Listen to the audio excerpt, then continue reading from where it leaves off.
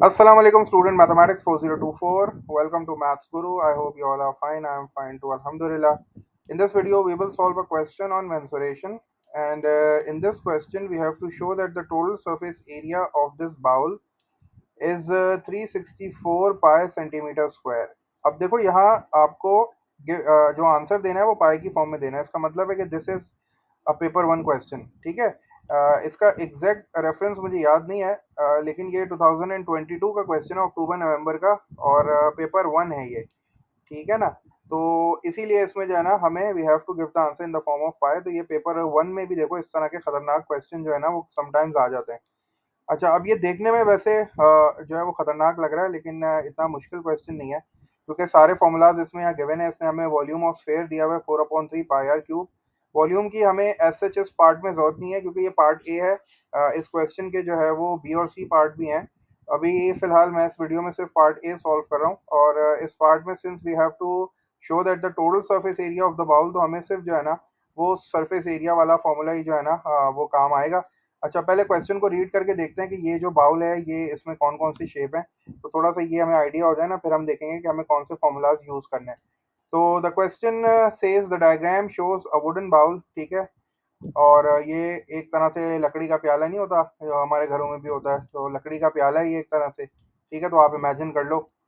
It is made in the shape of a large hemisphere with a small hemisphere remove from the centre. ठीक है, तो अब ये जो है ना एक बड़ा हेमिस्फेयर नजर आ रहा है तुम्हें, और एक जो है ना वो छोटा हेमिस्फेयर है। छोटा हेमिस्फेयर जो है ना वो बिल्कुल हॉलो है, मतलब प्याले में जगह होती है ना कोई चीज डालने की, तो वो बिल्कुल इस तरह जो है ये खाली है। और ये वाली जो आपको ग्रे ग्रे नजर आ रहा है ना, ये बेसिकली बाउंड्री है। ठीक है ना। तो ये बाउंड्री है, इसका मतलब है कि ये इसकी थिकनेस है, इतनी थिकनेस इसकी है बाउल की। अच्छा, आगे हमसे कह रहा है कि the diameter of the large hemisphere, ये जो आपको ये जो बड़ा वाला हेमिस्फेयर नजर आ रहा है। ठीक है। स्फेयर नहीं है, ये हेमिस्फेयर है, मतलब ये आधा स्फेयर है। तो इसका जो डायमीटर है वो आपको नजर आ रहा है 20। तो इसका मतलब है कि ये 20 बेसिकली डायमीटर है। ठीक है। तो मैंने इसको स्मॉल डी बोल दिया। तो अगर 20 इसका डायमीटर है तो रेडियस कितना होगा भाई, डायमीटर का हाफ हो जाता है।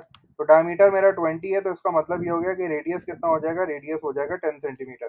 तो जो बड़ा वाला हेमिस्फेयर है ना उसका जो रेडियस है दैट इज 10 सेंटीमीटर, क्योंकि मुझे पता है सरफेस एरिया निकालना है, सरफेस एरिया में रेडियस का काम तो लाजमी आएगा। तो मैंने पहले जो है ना वो बड़े वाले हेमिस्फेयर का रेडियस निकाल लिया।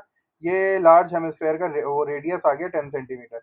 अच्छा, अब आगे देखते हैं जरा आगे क्या क्वेश्चन में कह रहा है। फिर मुझसे वो कह रहा है कि the width of the rim of the bowl is 2 centimetre. ये जो आपको विड्थ नजर आ रही है यहाँ से यहाँ तक भी 2 है, और फिर डेफिनेटली यहाँ से यहाँ तक भी जो है ना वो 2 सेंटीमीटर ही होगी। ठीक है। आगे मुझसे कह रहा है show that the total surface area of the bowl is 364 pi centimetre square. अच्छा, अब उसने हमें यहाँ चीज बोली थी कि एक लार्ज हेमिस्फेयर भी है और एक स्मॉल हेमिस्फेयर भी है। लार्ज वाला जो हेमिस्फेयर है उसका रेडियस तो आपने निकाल लिया। स्मॉल वाले हेमिस्फेयर का रेडियस कैसे निकालेंगे, तो फ्रॉम हेयर टिल हेयर 20 है, तो 20 में से मैं ये वाला 2 और ये वाला 2 माइनस कर देता हूँ, तो 2 और 2 4 हो गया। तो 20 में से जब मैं 4 को सब्ट्रैक्ट करूंगा तो मेरे पास क्या आ जाएगा, मेरे पास आ जाएगा 16। और अगर उस छोटे हेमिस्फेयर का डायमीटर 16 है, तो इसका मतलब है कि उसका रेडियस कितना होगा, तो उसका रेडियस जो है वो हाफ हो जाएगा। इसका मतलब है कि उसका रेडियस आ गया 8 सेंटीमीटर। तो अब मेरे पास जो है वो बड़े वाले जो हेमिस्फेयर है उसका भी रेडियस आ गया, that is 10 centimetre. And the radius of the smaller hemisphere या स्मॉल हेमिस्फेयर इज 8 सेंटीमीटर। तो ये दोनों रेडियस मेरे पास आ गए। अब मुझे जो है टोटल सरफेस एरिया जो है ना वो प्रूव करना है कि टोटल सरफेस एरिया जो है वो 364 पाए आ रहा है।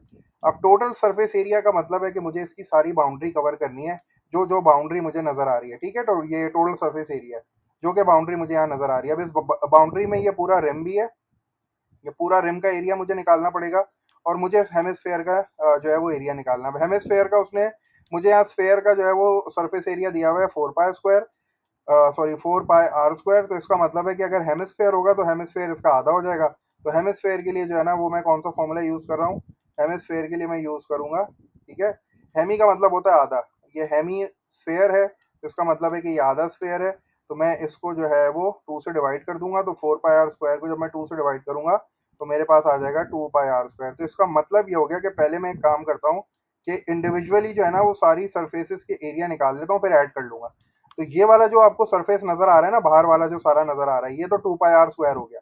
ठीक है ना। 2 पाई आर स्क्वायर क्या होगा, जल्दी से पहले मैं फाइंड कर लेता हूँ, ये 2 हो गया।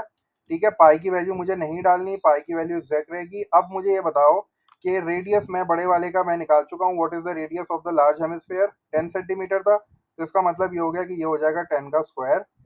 ठीक है, 10 का स्क्वायर कितना होता है? 10 मल्टीप्लाई बाय 10 हो जाएगा आपके पास 100।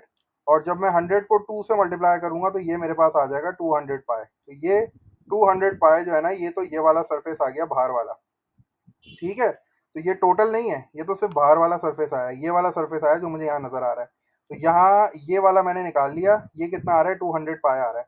अच्छा, अब मुझे ये रिम निकालना है। ये रिम का एरिया कैसे निकालूंगा? रिम जो है वो बेसिकली एक बड़ा सर्कल है और एक छोटा सर्कल है। अगर मैं बड़े सर्कल का एरिया निकाल के छोटे का जो एरिया सब्ट्रैक्ट कर दूं तो ये रिम का एरिया आ जाएगा। ऐसे ही है बिल्कुल, है ना? रिम बेसिकली रिंग की तरह है ना। ये जो रिम आपको नजर आ रहा है ये रिंग की तरह है। रिंग का मतलब ये है कि एक बड़ा सर्कल है इस तरह, ठीक है, और इसी के अंदर जो है ना वो एक मेरे पास इस तरह छोटा सर्कल भी आ रहा है। और इन्हीं और ये वाली जो सारी जगह है, मुझे ये वाला एरिया मुझे फाइंड करना है। तो अब मैं ये वाला एरिया कैसे फाइंड करूंगा? दोनों सर्कल का एरियाज निकाल लेता हूँ और उनका एरिया सब्ट्रैक्ट कर दूंगा। सही है ना? तो मुझे ये वाला मिल जाएगा। तो अब मैं क्या कर रहा हूँ, मैं लिख रहा हूँ लार्ज सर्कल। ठीक है ना? तो ये लार्ज सर्कल मैंने लिख लिया। लार्ज सर्कल का एरिया कैसे निकालूंगा? पाई आर स्क्वायर से निकालूंगा। पाई आर स्क्वायर भाई, अब मुझे जो है वो ये देखना है रेडियस कितना है भाई। अगर क्या मुझे लार्ज सर्कल का रेडियस पता है? लार्ज सर्कल का रेडियस मुझे बिल्कुल पता है। लार्ज सर्कल का रेडियस क्या है? ये अगर पूरा 20 है तो इसका वो रेडियस क्या हो जाएगा? इसका 10 हो जाएगा। तो इसका मतलब है कि ये कितना हो जाएगा भाई? ये मैं जल्दी से लिख लेता हूँ। पाई की वैल्यू नहीं डालना, पाई ऐसी है। और रेडियस आ गया लार्ज सर्कल का 10। तो 10 का स्क्वायर कितना हो जाएगा? 10 का स्क्वायर 100 हो जाएगा। तो इसका मतलब ये हो गया कि लार्ज जो सर्कल है उसका एरिया मेरे पास आ रहा है 100 पाई। ठीक है, तो स्मॉल सर्कल के लिए मैंने लिख दिया पाई आर स्क्वायर। सही है। अच्छा, अब हमने डिसाइड किया हुआ है पाई की वैल्यू तो हम डाल नहीं रहे हैं। रेडियस इसका कितना हो जाएगा स्मॉल सर्कल का? स्मॉल सर्कल का रेडियस जो है वो 8 हो गया है। सही है ना? क्योंकि स्मॉल सर्कल का डायमीटर जो है वो 16 था, तो 8 हो गया। तो 8 का स्क्वायर कितना हो जाएगा? 64 हो जाएगा। तो ये आ जाएगा मेरे पास 64 पाए। तो अब मैंने जल्दी से दोनों को माइनस कर देना है। ठीक है, ये आ गया 64 पाए। अब चूंकि मुझे जो है वो रिंग वाला एरिया चाहिए, तो रिंग वाले एरिया के लिए मैं क्या करूंगा? दोनों को सब्ट्रैक्ट कर दूंगा। तो मैं यहाँ जो है ना रिंग एरिया के लिए आर ए लिख रहा हूँ। सही है ना? रिंग एरिया के लिए मैं आर ए लिख रहा हूँ, या इसको तुम रेम एरिया भी बोल सकते हो। ठीक है ना? तो ये क्या हो जाएगा? ये हो जाएगा 100 पाए। ठीक है, 100 पाए में से मैं क्या करूंगा? 64 पाए को सब्ट्रैक्ट कर दूंगा। तो 100 पाए माइनस 64 पाए जब मैं करूंगा तो मुझे कितना मिल जाएगा? मुझे मिल जाएगा 36 पाए। अब ये 36 पाए जो है ना, ये दूसरा मेरा एरिया आ गया रिम का। सही है। अब इसमें जो है मेरे पास तकरीबन तीन चीज़ें आ रही थी ना। मैंने जो है वो सबसे पहले बड़े वाले हेमिस्फेयर का एरिया निकाल लिया 2 पाई आर स्क्वायर से, ये 20 पाई आ गया। फिर मैंने ये रिम का निकाल लिया। रिम का कैसे निकाला मैंने? बड़े सर्कल में से छोटा सर्कल माइनस कर दिया, तो ये आ गया। अब ये बीच का सरफेस रह गया। बीच जो है वो बेसिकली मेरे पास क्या है? स्मॉलर हेमिस्फेयर है। तो स्मॉलर हेमिस्फेयर के लिए मैं क्या करूंगा? ये मैंने यहाँ जो है, चलो इसको लार्ज लिख देता हूँ ना यहाँ। ये लार्ज था। ठीक है, ये लार्ज हेमिस्फेयर था, तो मैं इसको जो है वो लार्ज लिख देता हूँ। और अब मैं स्मॉल का निकाल रहा हूँ, स्मॉल हेमिस्फेयर का निकाल रहा हूँ। तो स्मॉल हेमिस्फेयर के लिए मैंने जो है वो स्मॉल, और हेमिस्फेयर के लिए मैंने एच जो है वो रख दिया है। तो इसका फॉर्मूला भी वही है 2 पाई आर स्क्वायर। ठीक है ना? तो 2 पाई आर स्क्वायर, और इसका रेडियस तो मैंने 8 निकाला हुआ था। तो ये क्या हो जाएगा? जल्दी से इसमें भी पुट करता हूँ। 2 ऐसे ही रहा। सही है। और पाई की जगह पे तो मैंने पाई ही रखना है। पाई की वैल्यू अभी मैं इंसर्ट नहीं कर रहा हूँ क्योंकि पेपर वन है, मुझे अपना आंसर भी पाई की फॉर्म में ही देना है। और फिर 8 का स्क्वायर कितना हो जाएगा? 64 हो जाएगा।